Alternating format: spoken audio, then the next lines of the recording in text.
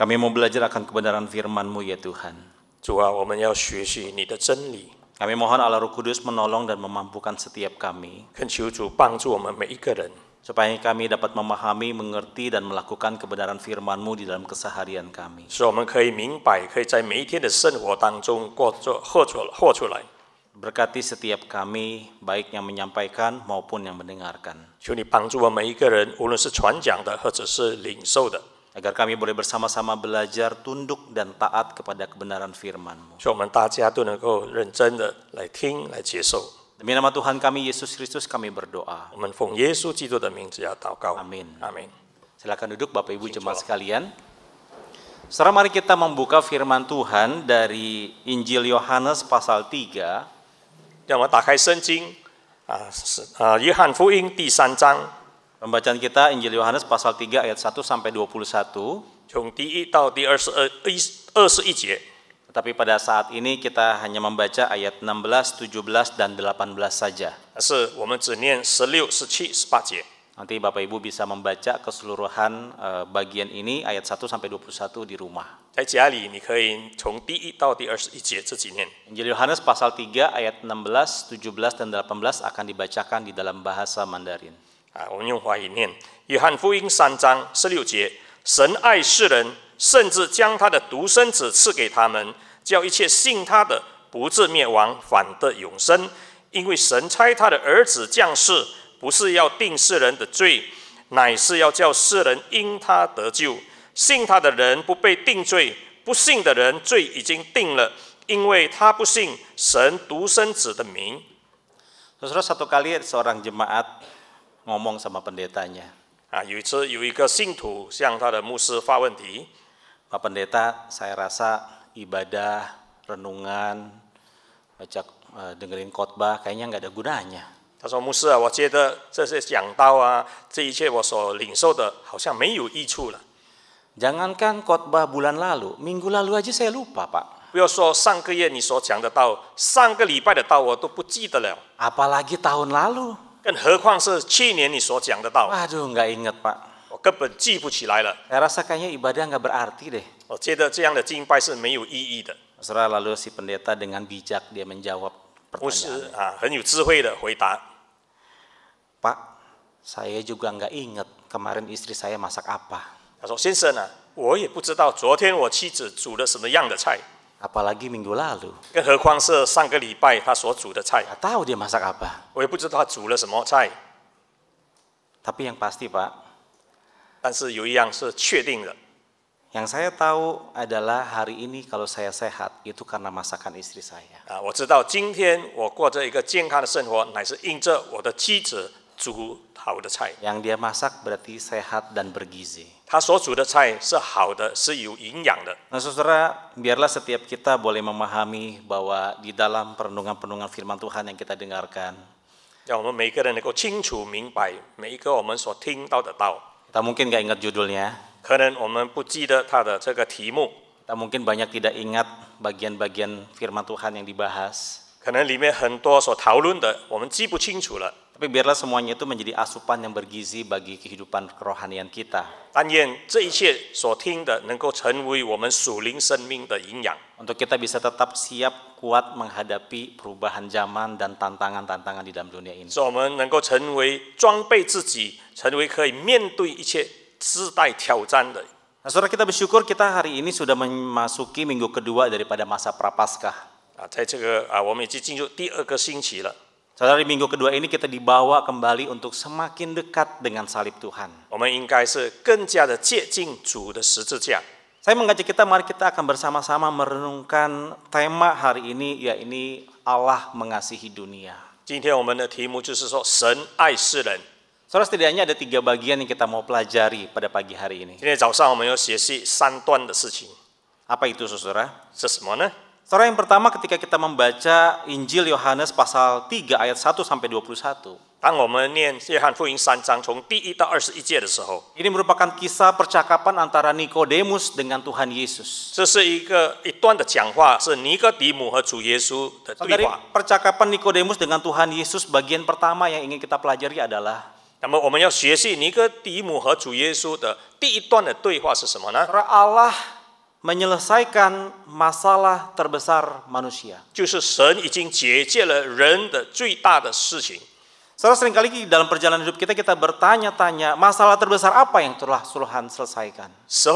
多少时候我们自己问，是什么大事情呢？神解决了。 Bukankah buktinya kejahatan makin merajalela? 难道不是吗？那些做罪恶的事情越来越多呢？ Hari ini orang yang sakit makin tambah banyak. 且生病的人也是越来越多啊。 Bahkan mungkin ketika kita melihat beberapa tahun kemarin, 可能我们看好几年前， ketika pandemi melanda setiap kita, 当疫情发生的时候， tidak sedikit jiwa yang melayang, bukan?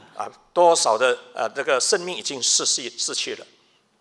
Bukankah kemudian juga masih banyak orang-orang yang miskin di sana? 而且有好多的贫苦的人， Banyak orang-orang yang menderita di sana. 很多在痛苦中过着生活的人， Peperangan demi peperangan terus terjadi antara negara dengan negara. 而且在不同的国家，他们再有战争的事情，一直在持续着 Konflik-konflik pun terjadi antara internal pribadi demi pribadi. 而且每一个人好像里面都有个人的纷争啊。 Lalu masalah mana yang sebenarnya Allah selesaikan? 到底上帝是解决了什么样的事情呢？ Saudara, kalau kita membaca bagian firman Tuhan, 当我们念神的话的时候， maka kita mendapati bahwa masalah terbesar manusia yang dihadapi manusia adalah dosa. 当我们念的时候，我们就知道了最大的问题，人生所面对的就是罪的问题。 Segala penderitaan yang kita alami hari ini adalah akibat daripada dosa. 我们所面对的一切的事情、痛苦问题，乃是因着罪的。 Karena kita memilih jauh daripada Allah, kita memilih jalan kita sendiri, 因 kita 为我 berdosa. 们没有选择神的带领、神的道路，选择自己的道路， Dan dosa mendatangkan konsekuensi besar dalam kehidupan kita umat manusia. 所以罪就带来了很严重的。 Saudara, mari kita balik lagi ke dalam bagian firman Tuhan yang kita bahas. 那么我们再看神的话语， Pertanyaannya, siapa sih Nikodemus? 到底尼哥底母是什么人呢？ Saudara, Yohanes memberikan catatan bahwa Nikodemus adalah orang Farisi. 那尼哥底母是法利赛人。 Artinya, saudara, Nikodemus adalah seorang yang mempelajari Taurat Tuhan dan tradisi daripada nenek moyang orang Israel. 那么他就是一个已经掌握了一切犹太人的这些历列与法律的人， Dia juga adalah seorang pemimpin agama Yahudi. 他也是犹太教的领袖。 Artinya, saudara, dia terbiasa dengan ritual-ritual yang dilakukan di dalam agama orang-orang Yahudi. 那么在犹太宗教里面的一切的意思，他都很清楚明白。 Tuhan Yesus memberikan semat kepada dia, menyematkan sebuah istilah, yaitu pengajar Israel. 那么耶稣就说，他是一个教导以色列人的。 Dia bukan hanya pemimpin, tetapi kemudian dia juga adalah seorang pengajar yang terbiasa mengajar kepada orang-orang Israel tentang keyakinannya. 他不只是一个领袖，他乃是一个教导以色列人，他是犹太人的。 Nah, tentu saja saudara, yang dipahami, dipelajari oleh Nikodemus adalah perjanjian lama, karena perjanjian baru belum tertulis pada saat itu. 当然，在那时候没有新约，那么他所教导的乃是旧约的一切。 Nah, saudara, beberapa penafsir menyetujui bahwa Nikodemus adalah anggota daripada Sanhedrin. 那么尼哥底母也是三黑令集团里面的一份子。 Saudara, apa itu Sanhedrin? Itu adalah mahkamah agama tertinggi di Israel. 那么三黑令就是在以色列的最高的法院。 Nah, orang-orang yang duduk sebagai anggota Sanhedrin bukan orang-orang yang sembarangan. 那么能够坐在法院里面的法官，并不是一般般的人， Dia harus punya kualifikasi yang khusus. 他们要有特别的一些这些背景。 Nah, saudara, yang pertama, dia adalah seorang yang kemudian baik secara fisik maupun rohani. 那么这一个人呢，无论是他的身体或者他的属灵生命是要好的。 Yang kedua, dia harus memahami Taurat dan tradisi-tradisi nenek moyang. 然后他要明白他们祖宗的一切历列、律法等等。 Yang ketiga, dia harus sudah mencapai usia paruh baya. 那么他也要过了半百的年纪。 Apa? Karena dianggap sudah lebih banyak pengetahuan, lebih banyak kemudian hikmatnya. 人家认为这样年纪的人，他更有智慧、更有经验等等。 Bukan hanya itu, saudara, seorang yang menjadi anggota Sanhedrin juga harus cakap di dalam bidang-bidang pengetahuan yang lainnya. 而且三黑令的成员对其他各方面的知识也要掌握。 Dia juga harus mengerti beberapa bahasa, sehingga kalau harus kemudian mereka melakukan sidang, ada terdakwa yang disidang dengan bahasa yang lain, tidak perlu cari penerjemah, langsung bisa menangani dengan. 而且他还能够掌握好几种的语言。Dan yang terakhir, dia harus memiliki kekayaan 最后他是要富有的， supaya orang mandang siapa anggota Sanhedrin ini. Tidak mudah untuk disogok. 所以人家能够看得起他，也不能够毁掉他。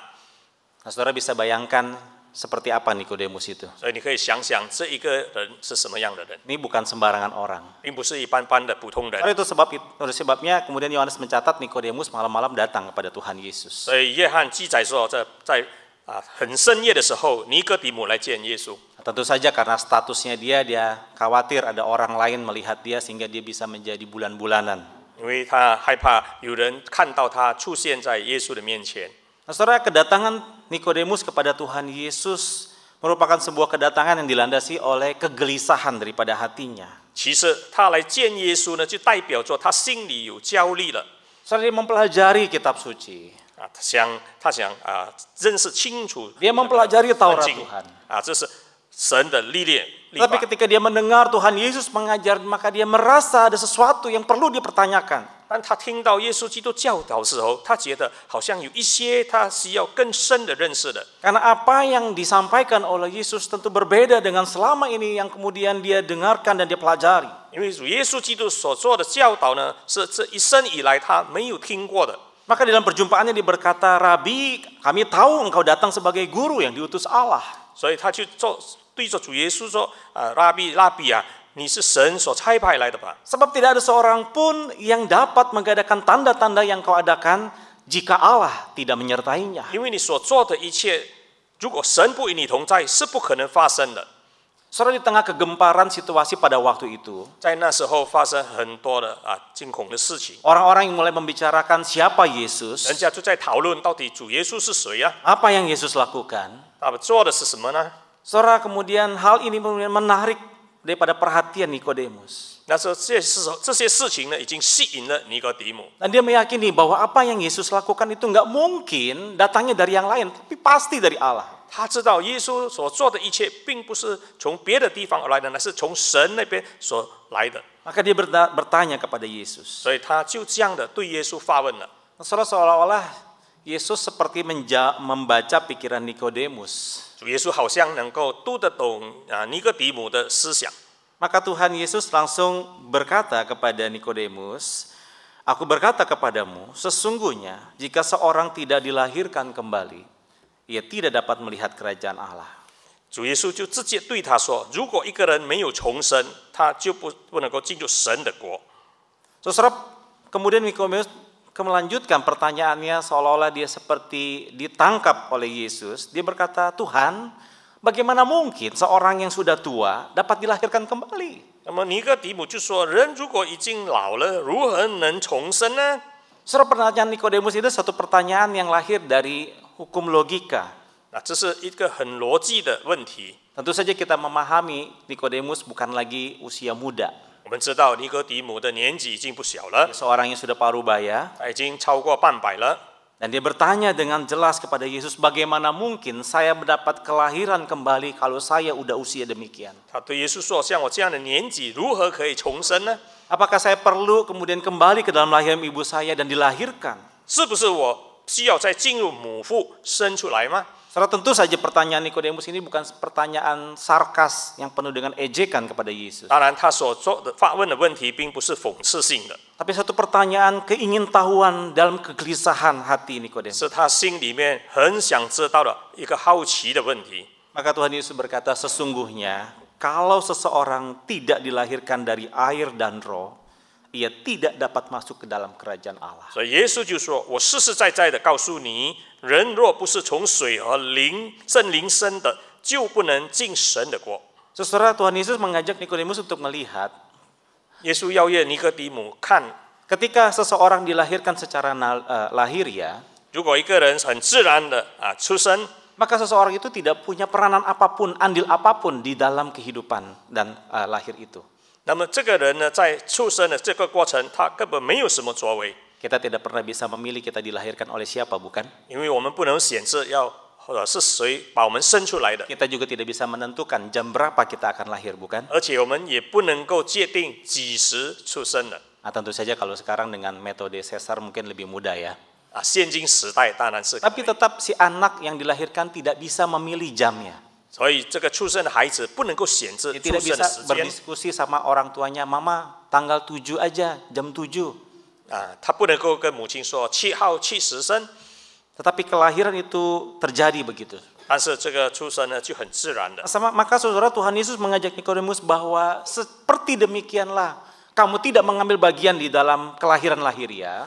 所以耶稣说，就好像这样呢，你在出生的过程当中，你没有什么作为 Maka kelahiran kembali pun kamu tidak mengambil bagiannya di dalamnya. 所以以后也没有这样的作为了。 Kelahiran kembali dikerjakan oleh Allah di dalam anugerahnya buat saudara dan saya. 那么我们的一切出生的作为乃是神的大作为。 Kalau saudara dan saya bisa dilahirkan kembali, maka itu semua adalah karya daripada Allah yang besar. 如果我们每个人可以重生，这乃是神的最大的作为。 Maka Nikodemus bertanya, mungkinkah itu terjadi? 尼哥底母问：到底可以吗？ Maka Tuhan Yesus merespon dalam ayat 10, engkau pengajar Israel, engkau tidak tahu hal ini? 这耶稣在第4节这么回答说：你是以色列人的先生，你还不明白这事吗？ Bukankah kamu mempelajari Taurat, tetapi kenapa kamu tidak mengerti akan hal ini? 你学习的是律法，难道你不知道这样的事情吗？ Bagaimana engkau bisa menjadi pengajar Israel kalau kamu tidak mengerti hal ini? 你这样，你如何可以成为一个先生呢？一个教导人的人呢？ Saudara, perlu kita ketahui bahwa Nikodemus adalah seorang yang memahami perjanjian lama.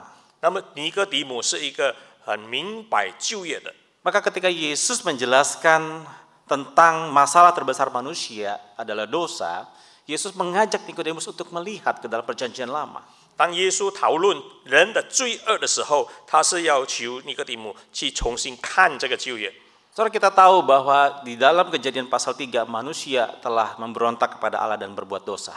那么人呢已经犯罪了， Maka Allah mengusir manusia dari Taman Eden. 所以神就把人从这个伊甸园赶出去。 Nah, singkat cerita, saudara, kita membaca di dalam pasal 4-5, kita melihat bagaimana pertumbuhan manusia di dunia pada saat itu. 那么从第4章、第5章，我们就看到了人是在这个世界上如何的进展。 Tapi ketika kita masuk di dalam pasal yang ke-6, 当我们进入第6章的时候， manusia yang begitu banyak 这么多的人类， yang telah diusir oleh Tuhan dari Taman Eden, 他们被神从伊甸园赶走了， ternyata semakin hari semakin menjauh daripada Tuhan. 他们就越堕落，越远离神了。 Kejadian pasal 6 ayat 5 dikatakan, ketika dilihat Tuhan bahwa kejahatan manusia besar di bumi dan bahwa segala kecenderungan hatinya selalu membuahkan kejahatan semata-mata. 那么耶和华见人在地上罪恶很大，终日所思想的尽都是恶。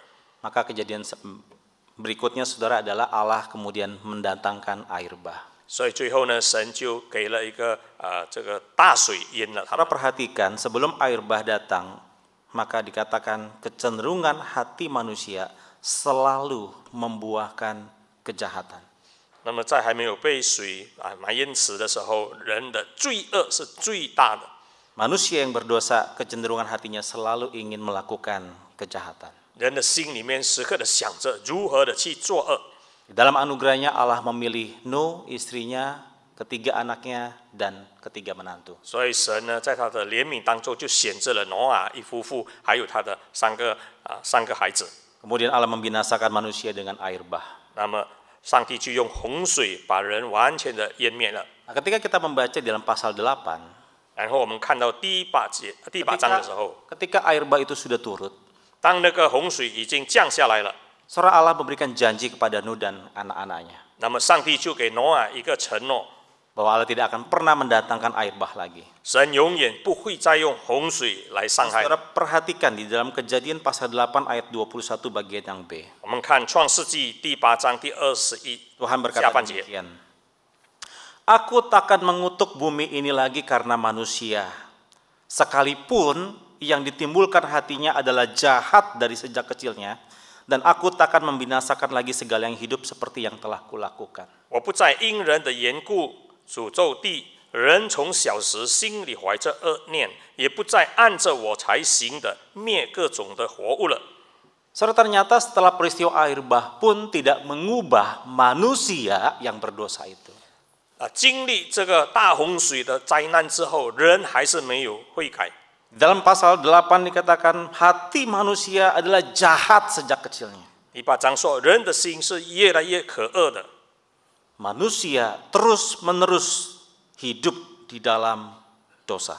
人一直的活在罪恶里头。 Itu sebabnya kemudian Paulus mengatakan di dalam Roma 3:23, semua orang, siapapun dia, besar kecil, semuanya telah berbuat dosa dan telah kehilangan kemuliaan Allah. 那么保罗就说了，他在罗马书里面说了，无论什么样的人呢，他们都已经犯了罪。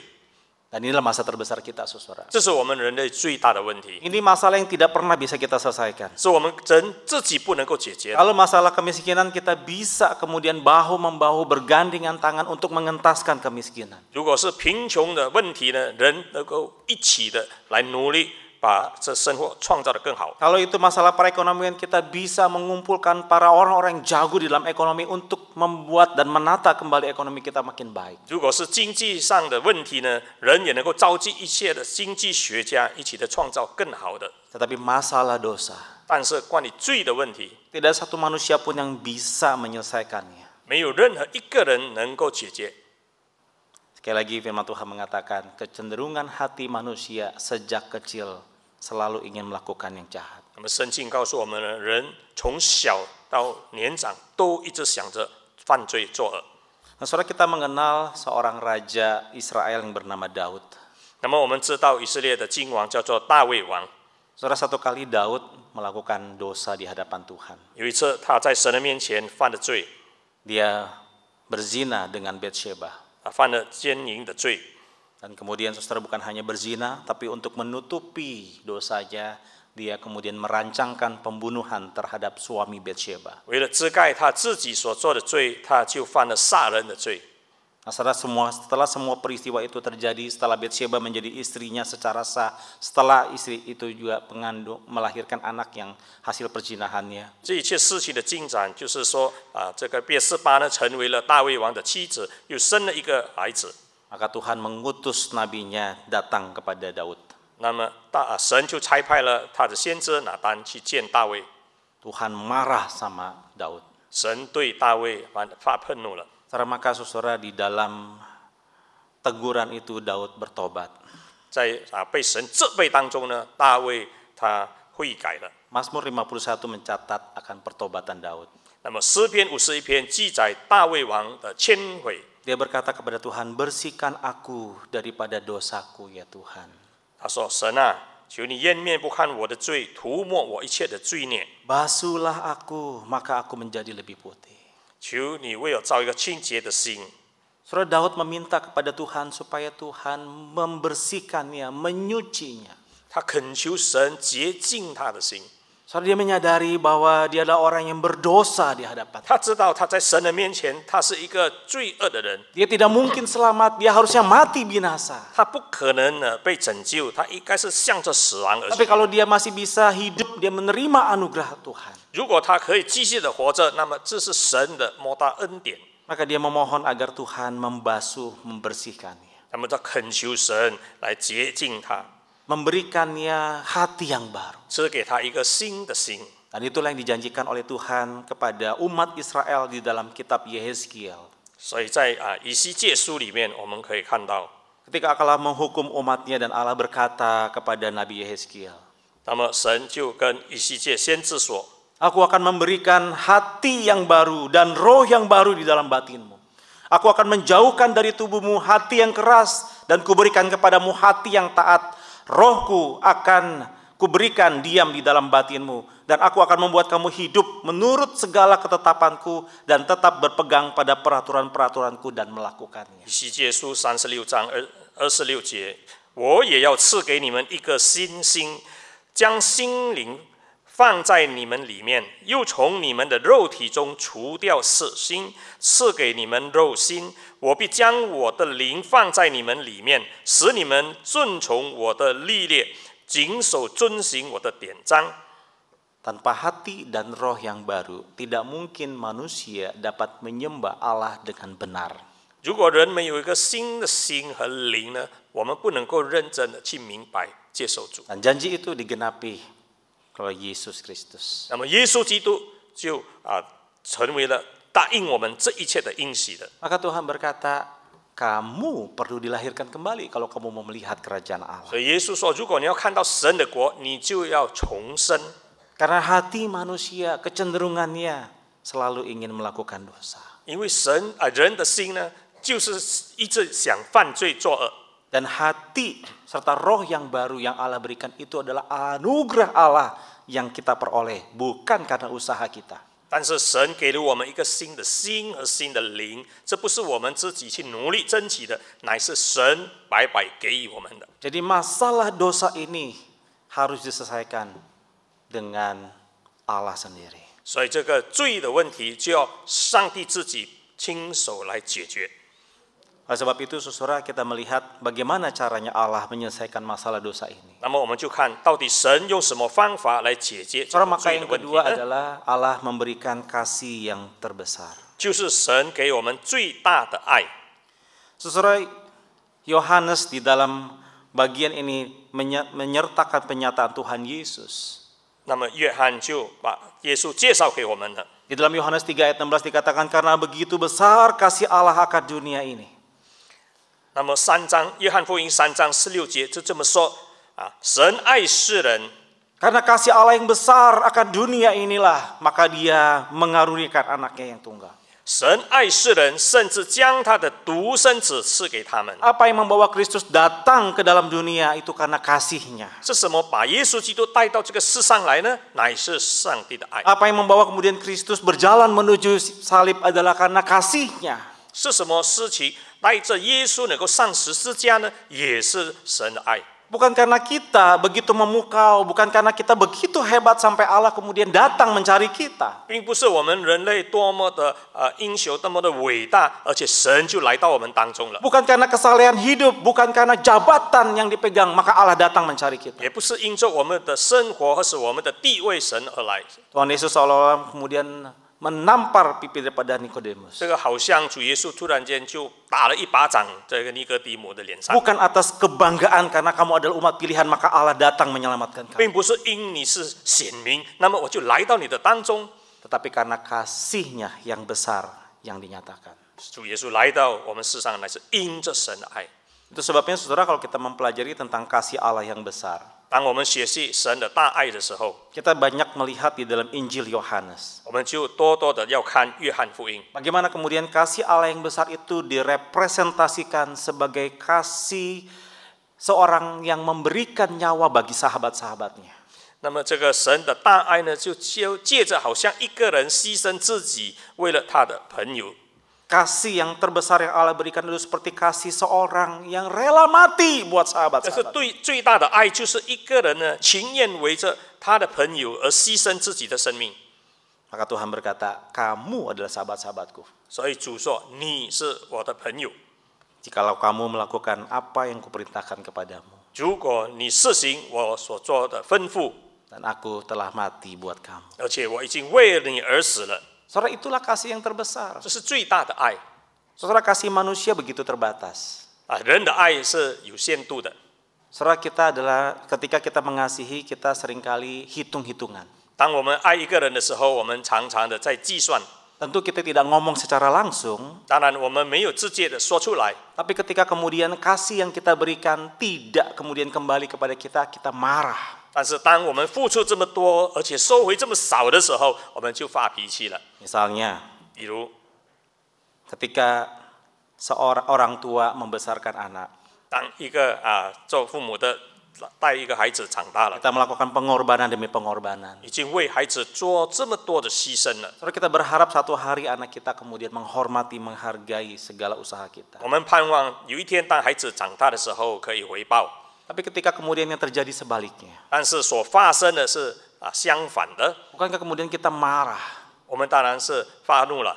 Kita merasa seakan-akan pengorbanan yang kita lakukan itu tidak ada artinya. 我们好像觉得我们所做的一切没有意思了， Atau ketika kita kemudian berbuat baik kepada seseorang. 而只是当我们对一个人做对他好的时候， Ketika satu hari ketika kita mengalami kesulitan dan orang yang kita pernah buat baik itu tidak menolong kita, 有一天当我们觉得很有需要的时候，那个我们曾经帮过的人，他对我们不管了。 Bukankah kita seringkali merasa kecewa 那时候我们多多少少觉得很失望了， karena kasih itu tidak kembali ke kita? 因为那一份爱呢没有回来了， Saudara, itulah kasih manusia, 那就是人的爱， kasih yang bersyarat. 就是有条件的爱。 Kalau kamu baik sama saya, maka saya baik sama kamu. 如果你对我好，我就对你好 Kalau kamu menghormati saya menghormati kamu. 啊，你尊重我，我就尊重你。 Tapi kalau kamu menyakiti saya, 如果你伤痛我 jangan mimpi dapat pengampunan. 啊，别妄想我能够 Saya 原谅你， bisa berkali-kali jahat 我 kepada 可以 kamu. 更加的比你更加的可恶。 Saudara, bukankah itu yang seringkali terjadi? 那就是时常发生在社会上的事情嘛。 Saudara, maka kita sulit memahami kasih terbesar Allah. 所以我们都觉得很难能够明白神的大爱。 Allah mengerti hal itu. 上帝也明白这一回 Maka 事 dia， menunjukkan kasihnya yang besar buat saudara dan saya. 所以他就把他的大爱指示给我们看， Supaya kita kembali mengalami kehadirannya. 让我们可以再一次的经历他。 Saudara, satu kali seorang suami yang kaya raya, 有一次，有一个很富有的做丈夫的 dia dikhianati oleh istrinya. 啊，他看了他妻子， Istrinya pergi dengan laki-laki lain. 他的妻子跟另一个男人跑了， Bukan cuma pergi meninggalkan dia, tetapi membawa semua hartanya. 而且他那个妻子还带着他一切的财富逃跑了。 Saudara, singkat cerita dia menjadi orang yang paling miskin. 那么这个这个丈夫就成为非常贫穷的， Dia berusaha untuk berjuang dari titik awal lagi. 那么他就从零开始继续的努力了。 Saudara, tahap demi tahap karena perjuangannya dengan luar biasa, maka dia mulai memiliki harta kembali. 那么经过一段时间的奋斗，他继付了多少的财富了？ Di suatu sore dia pergi bersama supirnya, 在一个下午，他跟他的师傅一起出门 jalan keliling kota. 啊，他在城市里面啊转的时候 Pada saat dia berhenti di persimpangan jalan, 啊，在十字路口他停下来了， dia melihat seorang pengemis 他看到了一个乞丐 wanita 啊，是一个女乞丐 dengan tampang yang tidak begitu jelas. 啊，他的这个脸孔看得不很清楚， Terus dia memperhatikan wanita ini. 他就注意看这个女乞丐。 Ketika lampu mulai hijau, maka dia berkata, "Pak, nanti di depan tolong minggir." 那当这个绿灯的时候，他就跟师傅说：“我们在旁边停下来。” Saudara, dia mendekati wanita itu. 他就下来靠近这个女乞丐， Lalu dia menepuk bahu wanita itu. 他就拍拍她的肩膀， Dia berkata, "Istriku." 他说：“哎，我的妻子。” Saudara, sontak ketika mendengar suara itu, si perempuan, "Saya bukan istri kamu, kamu tidak mengenal saya bukan istri kamu." 那个女乞丐就好像发疯，她说：“我不是你的妻子，你不认识我的。” Saudara, kemudian si pria berkata, "Tidak, saya masih ingat persis kamu adalah istriku." 他说：“我记得很清楚，你曾经是我的妻子。 Apa yang terjadi dengan kamu? 到底在你身上发生了什么事呢 Perempuan ini menangis. 这个女人就哭了。 Lalu kemudian dia bilang, "Yuk kita pulang." 那么这个以前的丈夫就邀约她回家。 Sampai di rumah, kemudian dia minta para pembantunya untuk tolong bersihkan, mandikan, dan kemudian pakaikan pakaian yang baik. 那么回到家里，他就叫这些女佣们给这个女乞丐啦穿好的、冲凉好的等等。 Lalu kemudian dicarikan dokter-dokter terbaik untuk merawat istrinya. 又找了最好的医生来服侍这个妻子。 Dan memilih beberapa dokter untuk merekonstruksi kembali wajah istrinya. 而且又叫那个整容的医生把他这妻子的脸孔再一次的弄好。 Setelah semua itu berlalu, 当这一切都过去的时候， si istri sudah tampil seperti biasa. 那么这个妻子就恢复以前的这个仪容。 Dalam keadaan yang baik, dia berjalan-jalan di rumahnya. 那么他是很健康平安的在家里这么走着。 Saudara, waktu dia berjalan-jalan, si istri ini kemudian melihat seluruh kekayaan suaminya. 当这个妻子一边走的时候，他就看到了这个丈夫的一切的财富。 Maka dia berkata dalam hatinya, 他心里这么说 "Wah, suamiku kaya juga ya. 哇，我的丈夫其实很富有， Bagaimana caranya supaya bisa ngambil kekayaan dia?" 到底如何可以再一次的把这些财富过走？ Saudara, mungkin kita merasa tidak nyaman dengan cerita ini. 可能我们听了这个故事很不舒服啊， Kita merasa ini orang nggak tahu diri. 我们说这个人真的不明白了。 Tapi bukankah itu yang sering kali terjadi? 但事实上，这就是常常发生的事情嘛。 Kita menerima kasih Tuhan yang besar. 我们感谢神。 Teman, berapa kali kita berpikir dalam hati kita berusaha untuk menyakiti Allah. 但是多少时候，我们心里又想着如何的去伤痛神的心， Seakan-akan kasihnya Tuhan kurang besar buat kita, bukan? 看起来好像神的爱对我们不够大。 Saudara, kalau itu yang terjadi, bertobat. 这就是需要忏悔的。 Yang terakhir, saudara, 最后呢， Allah mengerjakan karya yang terbesar.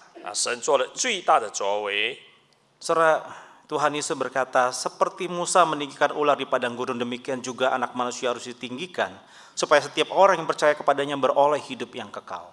耶稣说：“摩西在旷野怎么样几时，人子也必照样被举起来，叫一切信他的独得永生。” Kalau di dalam perjanjian lama, kemudian pada saat itu orang-orang Israel berusaha mencari pertolongan karena mereka dipangut ular tedung. 在旧约的时候，以色列人他们找帮忙，因为那时候他们被蛇咬了。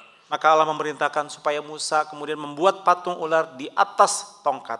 那么神那时候叫摩西就做了一条蛇，放在一个拐杖里面举起来。 Sehingga barang siapa orang-orang Israel dipatuk ular tedung, melihat tongkat itu saja, ular yang terpampang di sana, mereka sembuh. 只要被蛇咬过的人，以色列人他看着那一个被举起来的蛇，那个人就会好起来。 Maka Tuhan Yesus berkata, demikian juga dengan anak manusia. 那么耶稣说，人子就是主耶稣本身， Dia 也当如此， harus ditinggikan. 他也要被举起来。 So, artinya apa? Dia akan naik ke atas kayu salib, tergantung antara langit dengan bumi. 那就是意思说，耶稣要被挂在十字架上。 Dan barang siapa yang kemudian percaya dengan melihat kepadanya itu, 到底什么人相信主耶稣，看着那个十字架， dikatakan dia beroleh hidup yang kekal. 他就会得着永生的生命了。 Terus kalau hari ini kita mau melihat kepada salib Kristus, 今天只要我们看着主耶稣的十字架， di salib itu ada Kristus yang tergantung menggantikan saudara dan saya. 在这个十字架上有耶稣基督在那边挂着，他代替了我们。 Dan jika kita percaya kepada dia, 当我们相信他的时候， maka kita menerima hidup yang kekal. 那么我们就接受了这个永生。 Dan Yesus berkata, sebab Allah mengutus anaknya bukan buat untuk menghakimi dunia ini. 他说了，上帝其实是爱世人，并不是要审判我们 Karena 世 kita 人， semua sudah berada di bawah hukuman. 因为我们每个人都活在律法下。 Tetapi anak Allah itu datang supaya kita diselamatkan. 但是耶稣来到这里，为了要拯救我们， Maukah saudara dan saya percaya kepadanya? 你是否要相信他呢？ Maka saudara, hari ini ketika kita melihat salib, 当我们看到十字架的时候， mari kita melihat kasih dan karya Allah yang besar yang telah dinyatakan. 我们就看他的爱以着他的作为。 Mari kita menjalani hidup kita sebagai anak-anak Tuhan yang sungguh-sungguh hidup di dalam kebenaran. 让我们过一个真正的神儿女的生活吧， Jangan lagi bermain-main dengan dosa. 不要再跟罪牵连在一起了。 Saya akan tutup renungan ini dengan sebuah lagu. 我要结束有一首歌， Mungkin sebagian dari kita tahu lagu ini 可能有些人明白听过这首歌， dengan judul Nobody's Child. 就是我不是什么人的儿子。 Saudara, ini lagu tembang kenangan 这是一个使我们能够回忆的故事的 yang sempat nge-boom atau hits di masanya, saudara. 在以前曾经很出名， Pemusik bisa memainkan lagu ini? Iya. 有人可以 Nggak 弹吗。 bisa ya. Ya, pemusik kita generasi milenial, saudara. Iya. Saudara, lagu ini bercerita tentang seorang anak. 这首歌的故事就是说关于一个孩子的。 Jadi satu kali ada seorang yang dia melewati panti asuhan.